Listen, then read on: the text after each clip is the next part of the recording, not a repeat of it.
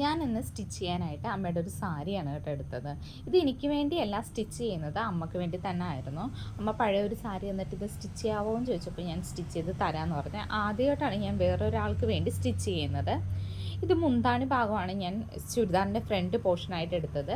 ബാക്കിൽ പ്ലെയിൻ ആയിട്ട് തന്നെയാണ്. കഴുത്ത് രണ്ടും ഞാൻ അറ്റ് എ ടൈം തന്നെയാണ് സ്റ്റിച്ച് ചെയ്തെടുത്തത്. പിന്നെ ഇത് ബ്ലാക്കും ഓഫ് വൈറ്റ് കളറുമാണ് വരുന്നത്.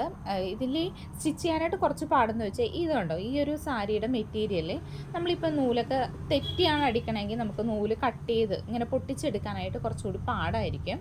അതുതന്നെ ഇതിൽ സ്റ്റിച്ച് ചെയ്യാനായിട്ട് കുറച്ച് പാടാണെങ്കിലും ഞാൻ പിന്നെ ലാസ്റ്റ് അത് തന്നെ ചെയ്തു. കുറച്ച് ടൈം എടുത്തിട്ടാണ് കേട്ടോ ചെയ്തത്. കഴുത്ത് ഇതുപോലെ അല്ല ഷേപ്പാണ് വന്നത്, ബാക്ക് കഴുത്ത് യു ഷേപ്പായിട്ടാണ് വന്നത്. അങ്ങനെ ബ്ലാക്ക് ലൈനിങ് വെച്ച് കാരണം കുറച്ചുകൂടി നല്ല ഭംഗിയുണ്ടായിരുന്നു കാണാനായിട്ട്. സാരിയുടെ അടിയിലത്തെ പ്ലീറ്റിൽ ഒരു ഇങ്ങനെ നല്ല തടിപ്പുള്ള ഒരു കളർ ഉണ്ടായിരുന്നു. ആ കളറാണ് ഞാൻ കൈയിൻ്റെ അറ്റത്ത് തന്നെ അറ്റാച്ച് ചെയ്ത് വെച്ചത്.